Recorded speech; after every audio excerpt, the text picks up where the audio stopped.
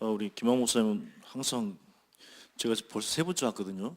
올 때마다 똑같은 말씀을 하셔서 아마 다음에 오실 때도 또 이야기하실 것 같아요. 제가 미리 말씀드리는데요. 그래서 제가 광고할 때 얼마나 부끄러운지, 왜냐면 벌써 세 번째, 네 번째인데 똑같은 말씀으로 똑같이 인사하니까 이거 언제까지 똑같이 해야 되는지. 아, 그럼 포기하고 다음에 올 때도 그러면 또 새롭게 인사드리겠습니다. 뭐 쟤들 서로 뭐 눈 맞아서 결혼했다고 하시는데 절대 아닙니다. 하나님의 계획입니다.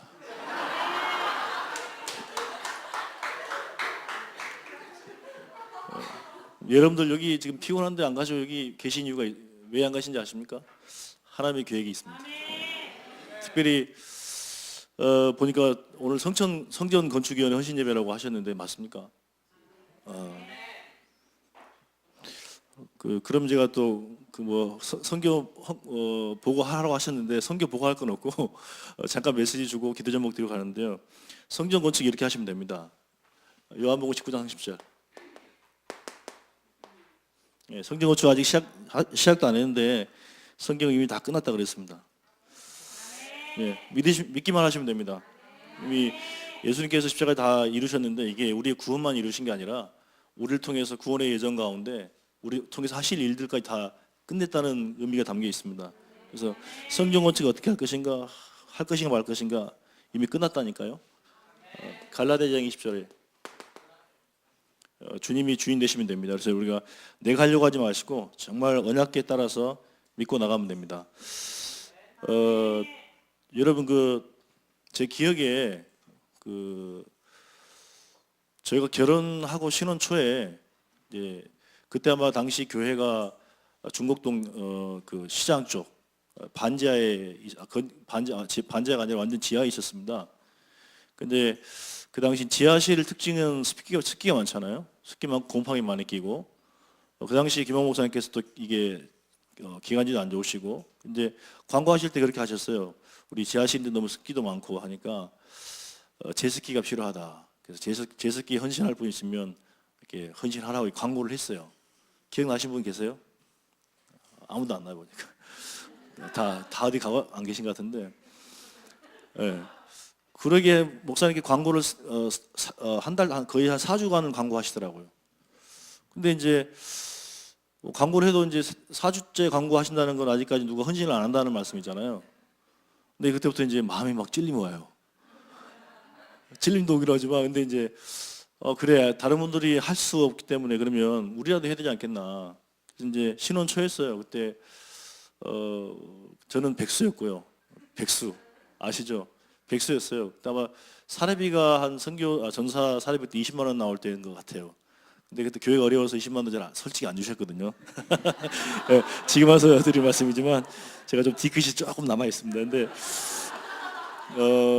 그만큼 어려웠었어요, 얘들도. 가진 게 없었어요. 근데 이제 그때 저희 아내랑 이제 야 계속 목사님께서 한 달 동안 제습기 광고하시는데 헌신할 분이 없나 보다. 우리가 해야 되지 않겠냐.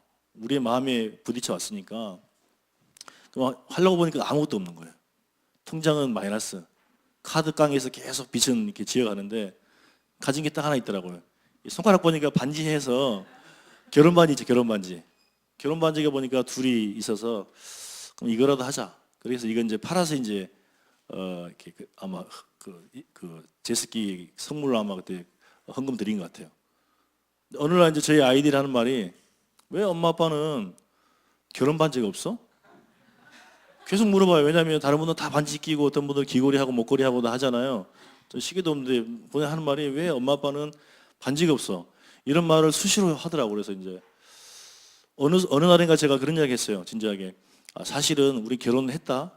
결혼했고 결혼 반지 있었어. 없었던 게 아니야. 있었는데 사실 그때 교회가 이러이러해서 우리가 드릴 게 없어서 우리에게 가진 것, 가장 좋은 것, 드릴 수 있었던 것, 그게 반지여서 그걸 드렸어 라고 했거든요. 그러나서 이제 20년 만에 응답받았어요. 20년 거의 저희 아들이 지금 21살이거든요. 21살이면 작년인가 저희 아들 딸이 이제 저희 와이프 결혼이 아니죠. 생일 때인가 어디 둘이 가자고 해서 따라갔더니 그 백화점 가가지고 반지를 사주더라고요. 할렐루야. 그때 드렸던 반지보다 한 3배는 더 비싸요. 그럼 한 6배는 더 비싸죠. 둘이 하니까 제가 더 많이 드릴 걸. 그럼 더 많이 올 건데. 제가 왜 이런 말씀 드리냐면 여러분들 지금 성전 건축도 해야 되고 중요한 일을 앞두고 있지 않습니까? 누가 하면 되겠습니까? 제가 합니까? 아닙니다. 여러분들이 하셔야 됩니다. 저는 하겠습니다. 기도는 하겠습니다. 여러분들이 하셔야 돼요. 누가 해요? 여러분들이에요. 그럼 어떻게 해야 돼요? 고민하지 마시라니까요. 드리라니까요. 어떤 걸 드려요? 가장 좋은 거 드리면 돼요. 더 정확히 말하면 있는 거 다 드리세요. 갑자기 아멘 안 하시는데 뭐 축복받으라면 아멘 하시고 드리라면 아멘 잘 안 하시는데 다 드리세요. 있는 거 다 드리세요. 여러분들 있는 가장 좋은 거 있죠? 집에 그 숨겨놓은 거 있죠? 몰래 이렇게 그 시골 왔더니 그 장인어른 장모님 밑에 보니까 청소하다 보니까 왜 어르신들은 밑에다가 이불 밑에다가 돈을 놔둬요? 항상 보니까 돈이 있더라고요. 많지는 않지만 혹시 여러분들 이불 밑에 깔아 숨겨놓은 돈이라든지 여러분들 보실 때 가장 소중한 거 여러분 중심과 여러분들이 가진 것을 다 드리세요. 한 푼도 남기지 말고. 알겠습니까? 세강이는 아멘 안 합니다. 드릴 게 없거든요. 세강이는. 왜 그러냐면 우리는 한 번밖에 못 살지 않습니까? 두 번은 없습니다. 방황할 시간도 없고 고민할 시간도 없고 낙심할 시간도 없고 사실 싸울 시간도 없습니다. 왜냐하면 시간이 하루하루가 1, 2년이 금방 가지 않습니까?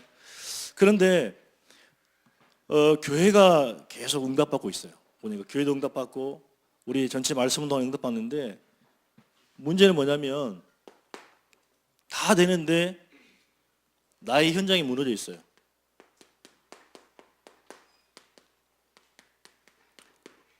나의 현장이 무너져 있어요. 보니까 저도 이제 미국 간 지가 10년 됐는데 그러니까 또 미국에 있는 많은 분들과 또 한국에 계신 분들 많은 중요한 분들 보면 성도님들과 렘넌트들이 어디 빠졌냐면요. 여기 완전히 묶여 있어요. 환경에. 복음이 없는 게 아니에요. 그리스도가 없는 게 아니에요. 그런데도 환경에 묶여 있어요. 부모 때문에, 누구 때문에, 나의 무능 때문에, 내가 배경이 없어서, 내가 부모를 잘못 만나서, 내가 가진 게 없어서 이런 어떤 피해의식, 이런 상처들 아무도 나를 도울 수 없어 혼자 버려지고 혼자 남아있는 외로움 속에 이 환경을 이기지 못해요. 그러다 보니까 뭐냐면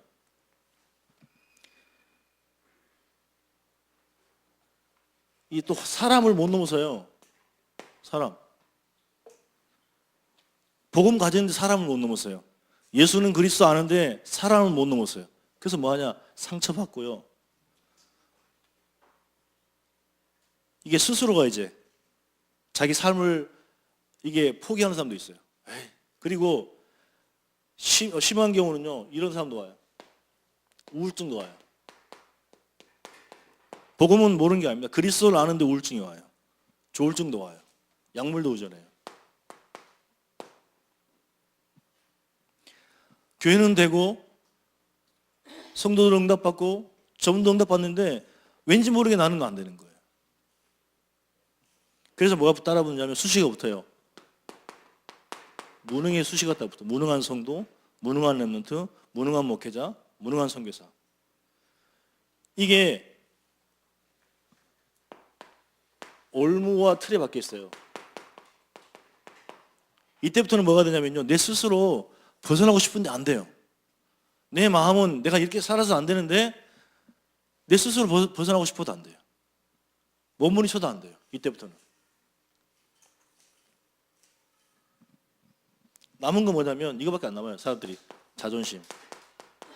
그리고 내가 누군데. 그리고 내가 왕년에 어떻게 살았는데. 이거밖에 안 남아요. 여러분들 절대 자존심이 밥 먹여주지 않습니다. 그 사이에 뭐냐면 교회는 보니까요, 교회 속에 종교와 율법과 아직까지도 신비가 있습니다. 아직까지도. 이 복음 가진 분들이 이러고 있어요. 교회 속에서요, 몰래 이런 분도 있어요. 왜? 내가 안 되니까. 아무리 복음을 듣고 매주 강단을 통해서 말씀을 들어도 나는 이 속에 빠져 있으니까 나도 모르게 종교로 돌아가는 거예요.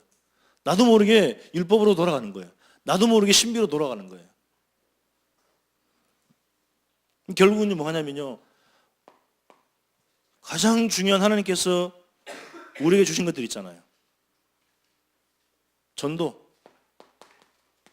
할 수가 없어요. 선교 더더욱 할 수 없어요. 그래서 뭐냐, 전도 포기 시대, 선교 포기 시대. 내가 복음 듣고 있고 복음 가지고 있는데 내 삶이 완전히 무능한 상태라요. 그러다 보니까 전도하고 싶은데 안 돼. 남들은 하는데, 남들은 포럼 들어오면 응답받고 뭐 전도 일어나고 제자 세워지는데 나는 안 돼. 포기. 선교 더더욱 포기예요. 그래서 그때부터 뭐가 어떤 시간이 나오냐면요, 적당히요, 적당히 하지 뭐. 안 하면 또 안 할 수는 없으니까 하긴 해야 되고, 어쩔 수 없이 구색만 맞춰가는 거예요. 그러다 보니까 우리 후대가요, 방황하는 거예요. 그리고 미래가 안 보여요.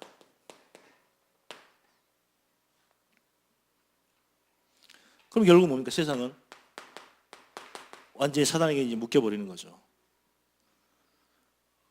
그래서 두 번째, 우리에게 하나님께서 주신 게 있잖아요. 분명한 언약이 있잖아요. 그래서 우리에게 예정이 있어요. 예정. 평생 살면서 하나님께서 우리에게 주신 언약을 이루어가는 예정이 있어요. 그래서 중요한 건 뭐냐면, 이것 잊지 마세요. 이미 그리스도 안에 있는 순간, 믿는 순간 염려할 게 없다니까요. 여러분 언제까지 염려하시겠습니까? 그죠? 염려하실 필요 없어요. 염려할수록 여러분들 정신 문제 와요. 왜? 우리 염려할 신분이 아닌데, 믿고 주님 은혜 가운데 따라갈 신분인데 염려하니까 정신 문제 와요. 스트레스 받아요. 염려하니까 불안해요. 우울해져요. 앞이 안 보여. 캄캄해요. 특별히 우리 렘트들 많이 와 있잖아요. 특별히 렘트들 이게 주일날 보니까요, 그 교회 간판이 없어도 다 알 것 같아요. 오늘교회 어딘지 알 것 같아요. 왜냐하면 주변에 아까 식사 전후로 이렇게 식사하고 돌아보니까 밖에서 다 들리더라고요. 뭐 찬양 연습하는데 몇 명 안 되잖아요. 저 3, 4거리 가기 전까지 다 들려요. 쩡쩡하게. 그래서 내가 저 사람한테 대단하다. 우리 미국 같으면 쫓겨날 텐데 지금 신고 들어가가지고 교회 클로즈 해야 되는 상황인데 한국이 좋긴 좋아요. 신고도 안 한 사람들이 여러분들 하도 막 시끄럽게 찬양하니까 그런지 모르겠는데 이제 다 아마 눌린 것 같아요. 눌려가지고 포기하고 그냥 사는 것 같은데, 이렇게 하면 여러분들 보세요. 같이 영적인 은혜 속에 함께 찬양하다가 율동하다가 어떤 우리 또 여러분들 앞에 혼자 저기서 열심히 찬양한다 율동하더라고. 그래서 작년에 앞에서 한 거 봤거든요. 오늘은 혼자 하시더라고요, 솔로로. 그래서 다 앞에 한 혼자 뒤에서.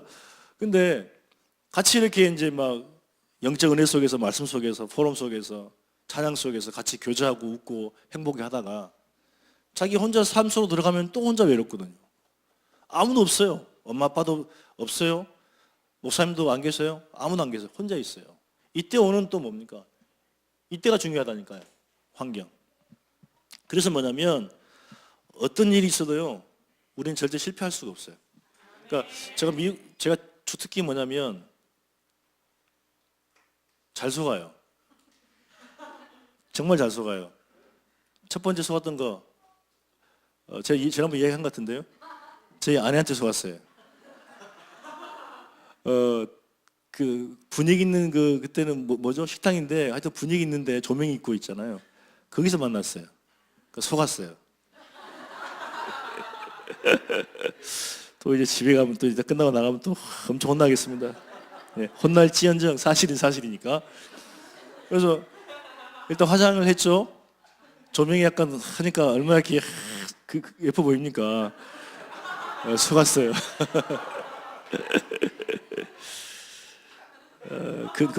웃자고 한 말이고요. 지난번에 말씀 안 드렸습니까?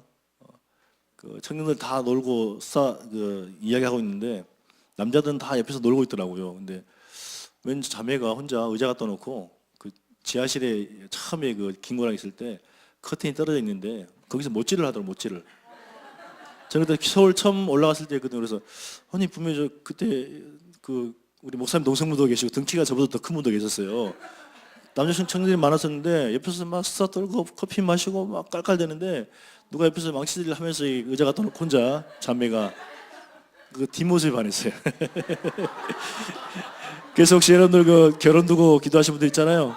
망치질만 잘해도 돼요. 뭐냐면 중심. 정말 뭔가 있는 것 같아요. 근데 그것도 속았어요. 예, 참. 그래서 결혼도 하나님의 계획이죠, 그죠? 저는 계획성에 만난 겁니다, 어쨌든 간에. 예. 제가 무슨 말씀 드리려냐면 깜빡했어요. 예. 혼자 있을 때 여러분들이 또 과거로 돌아가고 내 상처로 돌아가고 내 환경으로 돌아가요. 그래서 그때마다 여러분들이 아이의 복음이 각인되고 뿌리에 체질돼야 되는데 우리에게 언약의 예정이 있잖아요. 보세요. 우리 인간의 시작이 보세요. 첫 아담. 창세기 2장 17절 보니까 선악과 언약 속에서 아담과 하와가 결국은 범죄했잖아요. 하지만 둘째 아담 창세기 3장 15절 여인의 후손 예수 그리스도를 통해서 새로운 우리 시작이 되었습니다. 그래서 여러분들 보세요. 두 번째 출애굽의 여정이 있어요. 출애굽 애굽에서 빠져나온 걸 말하죠. 다시 말해 구원을 말하는데 분명히 저와 여러분들은요 애굽의 종되었던 노예되었던 종되고 노예되었던 애굽의 모습처럼 우리도 과거에는 사단의 종되고 노예되었었어요. 분명히. 그런데 그 속에 세상 속에서 10가지 우상 속에서 우리는 늘 애굽 사람들 살았죠. 늘 우리 세상에 우상 나온 배경 속에서 살아가야 됩니다. 누가 그걸 지배하죠? 사단이요. 이처럼 우리 삶도 이 속에 있었죠. 그런데 문설주 좌우인방에 어린아이 피 바르고 이 문설주 넘어가는 사람마다 다 구원을 받았어요. 우리가 아무리 못된 인간이라 할지라도 우리가 과거에 비참하게 살았다 할지라도 우리의 아무리 성격이 괴팍스럽고 안 바뀐다 할지라도 예수 믿는 순간에 우리는 완전 구원받았어요. 여러분 한 번 구원은 영원합니까? 아니면 또 다시 구원받아야 됩니까? 영원한 겁니다. 그러면서 뭡니까? 언약 속에 사람의 계획 속에 홍해를 건너게 됐어요. 이게 우리 인생의 언약 예정이에요. 구원받은 저와 여러분들의 과정이에요. 다만 중간중간 보면 우리에게 현실 속에서 낙심할 수 있는 그런 어려움도 올 수도 있고 스스로 무너질 수 있는 여러 가지 장애물도 올 수도 있습니다. 다만 그래서 우리가 뭐냐면 이걸 붙잡고 시작하라니까. 이미 다 끝난 사실을 가지고 들어갔어요. 절대 우리는 실패할 수 없고요. 사단에게 무너질 수 없습니다. 잠깐 속고 있는 현장뿐이죠. 세 번째로는 광야의 예정이 있어요. 광야. 구원받은 이스라엘 백성들이 가나안 땅 가기 전 40년 동안의 광야길을 가는데요. 어떻게 갔습니까? 성막 중심으로 여기 뭐가 있습니까? 성전이 있고 떡상이 있고 촛대가 있죠. 성막을 중심으로 이스라엘 백성들이 다 모였어요. 성막 중심으로. 이 말은 무슨 말이냐면 다른 세계가 있다는 거예요. 우리가 눈에 보이는 세계 말고 영적 세계. 이걸 믿고 가는 거예요. 아무리 우리가 이론 가지고 생각하면 할수록 답은 없습니다. 영적 세계. 그래서 이스라엘 백성 40년 동안 광야길 가는 동안에 하나님께서 불멸과 불린거를 붙이시고요. 그죠? 불기둥, 구름기둥, 만나와 매출하기도 입히시고요. 심지어는 성경 보니까 40년 동안에 신발도 옷도 떨어지지 않았다 그랬어요. 그 무슨 메이커인지 모르겠어요. 어떻게 40년 동안 가는데 신발도 안 떨어져요? 분명히 그 돌도 달아지고 쇠도 이렇게 다 낡고 하는데 그 옷은 아마 하나님께서 무슨 특별한 소재를 만드신 것 같은데, 이 말이 무슨 말입니까? 걱정하지 말라는 거예요. 우리가 가는 인생 여정 속에 뭐 하신다고요? 다른 세계에 있다, 영적 세계에 있다. 주님 바라봐라. 믿음으로 살아가라 이 말이거든요. 우리 현실 바라보면 늘 우리는요, 자신 보면요, 속아요. 그래서 이스라엘 백성들이 광야에서 죽긴 죽었어요. 누가 죽었냐면 불신앙해서 죽었어요. 굶어 죽은 사람 없어요. 문제 만나 죽은 사람 없어요. 스스로 무너졌어요. 네 번째로는 가나안 여정 있죠. 가나안 여정. 가나안 정복했죠. 어떻게 했습니까? 우리가 이제 앞으로 지금 광야길 이제 이미 다 건너신 것 같아요. 여러분 보니까. 할렐루야. 올 때마다 여러분 보니까 변한 게 안 변한 게 딱 하나 있더라고요. 왜 이렇게 아멘 소리 크게 합니까? 아니 다른 게 하면 아니 그 여러분들 저를 볼 때 또 사기꾼이라 생각하시는데 다른 게 한번 가보시라니까요. 진짜 가봐요. 아멘 소리 잘 안 들려요. 가끔 어디 중간중간 뭐 몇천 명 모여도 중간중간 아멘 이 소리 들려도 여러분처럼 뭐 이렇게 뭐 혹시 여러분 해병대 갔다 왔습니까? 목사님이 해병대 출신인 건 알지만 글쎄 해병대 정신은 아닌 것 같은데 어쨌든 아멘 소리가 굉장히 커요. 그래서 올 때마다 제가 놀래요. 저는 여전히 아멘은 속으로 저는 겸손해가지고 예. 뭐 하면 되냐면요. 가나안 땅 가는데 이스라엘 백성들이 언약궤를 맨 제사장의 뒤를 따라갔어요.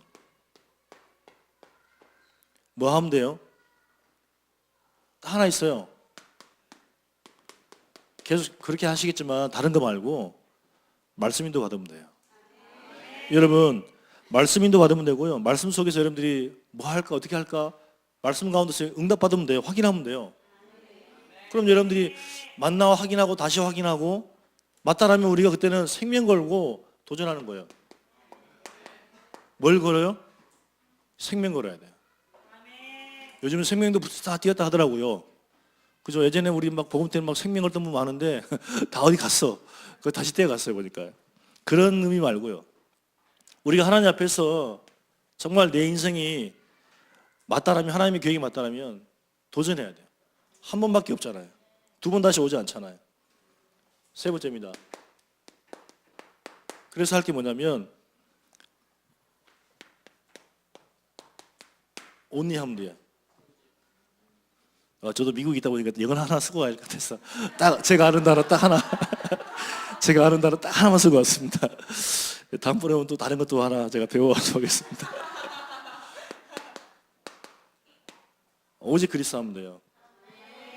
안 돼요? 아니에요. 오직 그리스도 할 시간표. 힘들어요? 오직 그리스도 할 시간표예요. 하나님 나서 이걸 두고요. 저와 여러분들이 24시 기도하면 돼요. 이게 집중이에요. 사실 다 받고 다 주었어요. 왜 안 되느냐? 내가 속는다니까 속아요. 자신에 속고 환경에 속고 과거에 속고 상처에 속고 가장 많이 속는 건 뭐냐? 사람 때문에 속아. 사람 말에 속고 그러다 보니까요. 어느 순간에 그 혼란스러운 그런 속에 살다 보니까 내가 가야 될 길을 잃어버려요. 분명히 하나님 다 주셨고 가야 될 길도 다 알고 있는데 복잡한 세상 속에 살다 보니까 내가 가야 될 길을 잃어버려요. 어디로 가야 될지 몰라요. 그래서 뭐 하라고요? 유 목사님 얘기했잖아요. 그럼 25시 영원한 응답 주시고요. 237 나라 선교하는 그런 자리에 있을 줄 믿습니다. 가장 중요한 거는 복음 안 했어요. 나의 정체성입니다. 사실 제가 부끄러운 고백인데요. 진짜 이런 말 그래서 제가 가능하면 누가 어디서 교회에서 와서 좀 부탁하면 절대 안 가려고 그랬어요. 그래서 또 다른 인천에 있는 어떤 동기 목사님도 오라고 하는데 부끄러워서 가면 또 거짓말 할 수 없고 사실을 이야기했잖아요. 그래서 못 가겠다 했어요. 근데 이제 목사님은 또 안 오면 또 혼나잖아요. 네. 요즘에 목사님이 제가 디스하는 게 아니고요. 오늘 보니까 목사님이 항상 이렇게 처음부터 끝까지 웃더라고요. 이건 연출해서 되는 게 아니거든요. 그때는 안 그랬어요. 그때는 막 그래서 뭐 예, 끝나고 또 혼날지 모르겠는데 제가 이게 지금 이 고백이 저의 고백입니다. 이게. 미국에 살다 보니까 처음에 가니까 뭐 언어 안 되죠, 뭐 신분 안 되죠, 뭐 돈 없죠, 가진 게 없어요.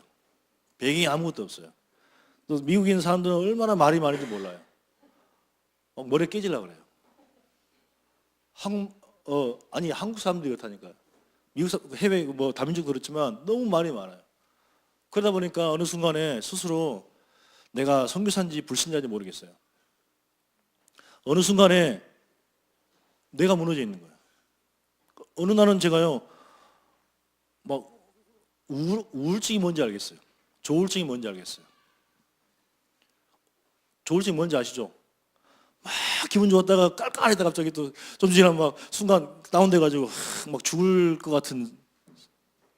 처음에는 이게 느낌만, 생각만 그렇게 왔는데 좀 시간이 길어지잖아요. 몸이 느껴요. 몸으로 느껴요.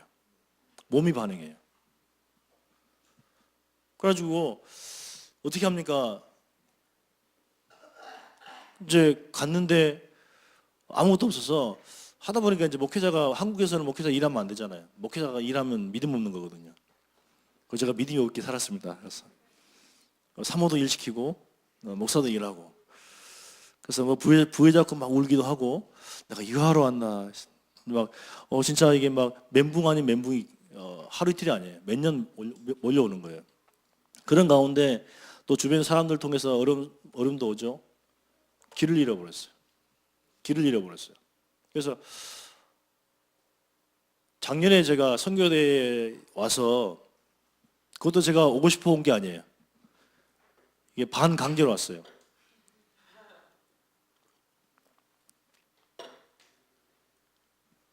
어떤 그 지역 계신 목사님, 그 어리신 목사님 두 분이서 선교대에 가라고 안 갑니다 했는데 가라고 몇 번을 하시는 거예요. 그러니까 이제 또 어르신들 말씀 안 들으면 또 그것도 또 예의가 아니잖아요. 그래서 어쩔 수 없이 갔어요. 선교대에 합숙대 앉아 있는데, 여기 우리 같이 예전에 그 C국에서 같이 사역했던 목사님 와 계시는데, 오늘 거기 지금 중국이 보니까 같이 공부했던 동기 목사님도 복음 전하다가 감옥에 가 계시고, 7년 받고 3년 뒤 복이 끝났어요. 4년 남았어요. 교회도 완전히 폐쇄돼 버리고, 또 중국 계신 선교사님들 절반이 지금 추방돼 나와 있어요. 그나마 남아 계신 분들은 숨어서 지금 선교하고 계세요. 그 소식 듣는데 선교사 합수가 앉아 있는데 제가 미치겠어요. 제가 와야 될 자리가 아닌 것 같아요. 그 자리에 있는데 보통 우리 선교사들 보니까 뭐 꼭 뭐 그 중국뿐만 아니라 세계현장에서 생명 걸고 눈에 보이지 않게 정말 복음 때문에 그 사는 그런 분들에 함께 모였잖아요. 근데 제 모습은 여기서 길을 잃고 방황하고 있는 거예요.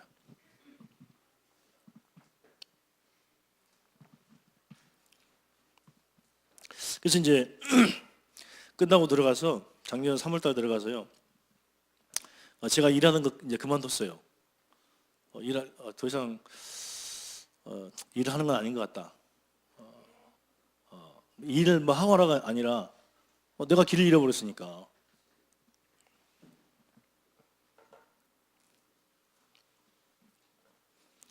그렇게 하면서 이제 뭐 또 사모 혼자 또 열심히 일을 시켰어요. 하지 말라 했는데 안 하면 또 안 되니까 해야 되는 상황이에요. 그러니까 한국하고 미국은 달라요. 그러니까 보통 선교제 하면 아프리카 이런 데 선교 가야 선교사라고 생각하는데요. 그런 데 가면 되게 그림이 잘 그려져요. 막 그 현지인들하고 막 말 타면서 뭐 코끼리 잡으면서 이렇게 뭐 추방 이거 옷 입고 막 다하면서 이거 하는데, 안 그래요. 미국도 가서 선교 현장이에요. 근데 환경이 달라요. 많이 달라요. 너무 달라요. 근데 거기서는 저희가 하잖아요.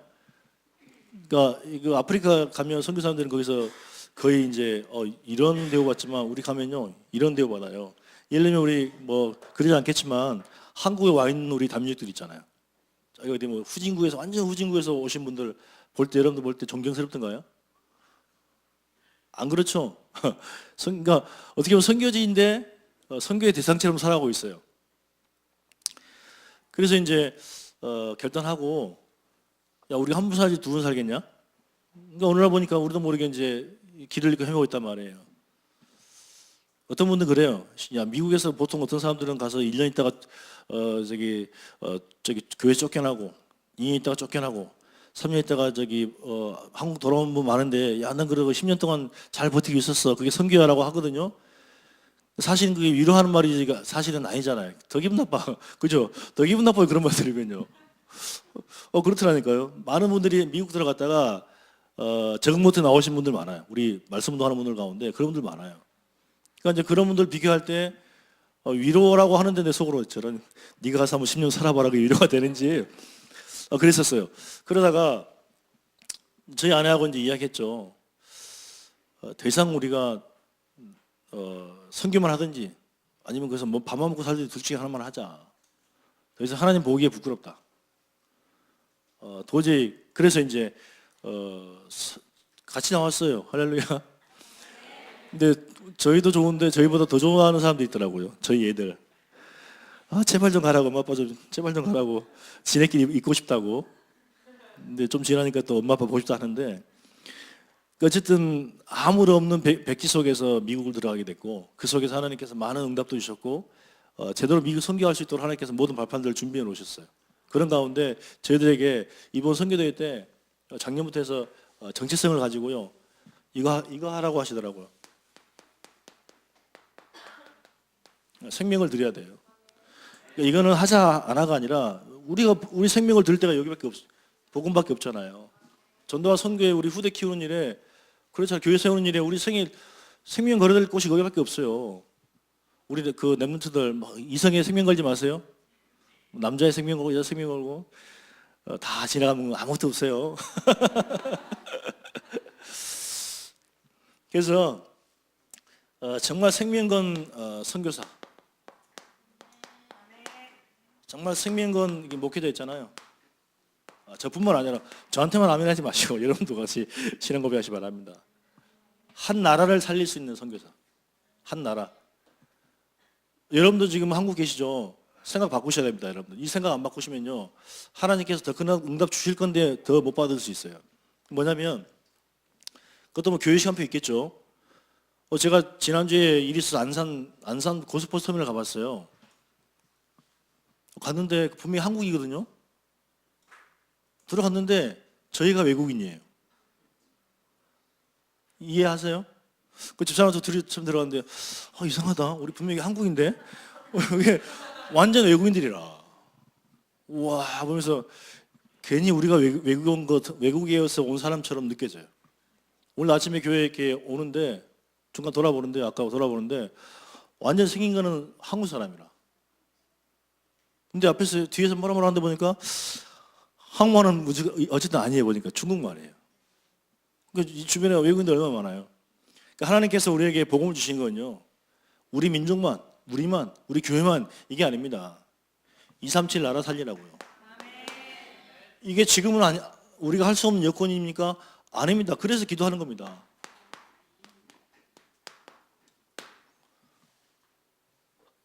그러니까 여러분, 우리 한국 계신 여러분들 특별히요, 이름이 왜 온누리겠어요? 또 분명 혼날 것 같은데 어차피 오늘 하고 가면 또 뭐 1년이 또 올 거니까 걱정 없어요. 어차피 1년 뒤에 오시면 다 까먹을 거예요, 목사님. 이름도 온누리 아닙니까? 온누리. 왜 온누리입니까? 기분 좋으라고 온누리 아니잖아요. 온누리에 237 온누리에 복음 전하라고. 사명이 있어요. 우리가 인정하든 인정하지 않든 사명이 있어요. 교회에 있고 여러분들에게 있어요. 사실은요, 한국이 이제는 단일 민족이 아니에요. 다민족 국가예요. 이 속에 여러분들이 이걸 가지고요, 저는 저희 현장에서 다민족 복음하고 여러분도 여러분 현장에서 다민족 복음하시기 바랍니다. 그리고 생명건 중직자. 생명 걸어야 돼요. 아니 생명 걸어야 말은 어떻게 보면 틀린 거예요. 생명이 걸어져야 돼요. 가치가 그거밖에 없잖아요.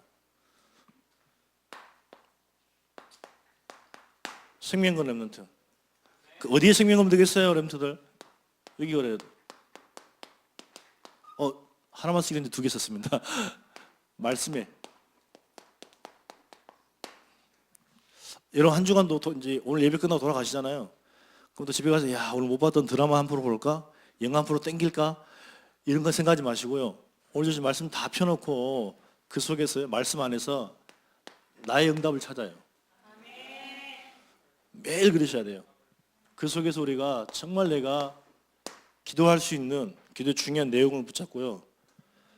그 속에 있으면 하나님께 나를 증인의 삶을 살아가게 만들어요. 내가 살려고 하는 게 아니라 그 속을 하나님께서 분명히 인도할 줄 믿습니다. 그 기도 제목입니다. 일평생 사도 바울의 고백처럼요. 저의 기도 제목인 그리스도께 나의 현장 속에서 나의 선교 현장 속에서 저의 인생 여정 속에서 발견되기를 원합니다. 이 부분에 기도해 주시고요. 어쨌든 감사합니다. 뭐 이렇게 항상 올 때마다 이렇게 목사님께서 반갑게 이렇게 맞아주시고 또 기도해 주시고 또 부족하지만 불러서 여러분들도 같이 포럼할 수 있도록 시간 허락해 주셔서 감사합니다. 기도하겠습니다. 주님 고맙습니다. 이미 끝내신 그 복음 위에 하나님께서 우리의 인생을 살아가는 되게 하시는 응답을 바라보게 하시고 조금도 불신앙이나 우리 현실에 속지 않고 오직 그리스도께 집중하는 죄를 내게 하옵소서. 한 번 사는 인생 마음껏 복음 위에 살다가 주님 만나는 죄를 내게 하옵소서. 예수님 이름으로 기도합니다.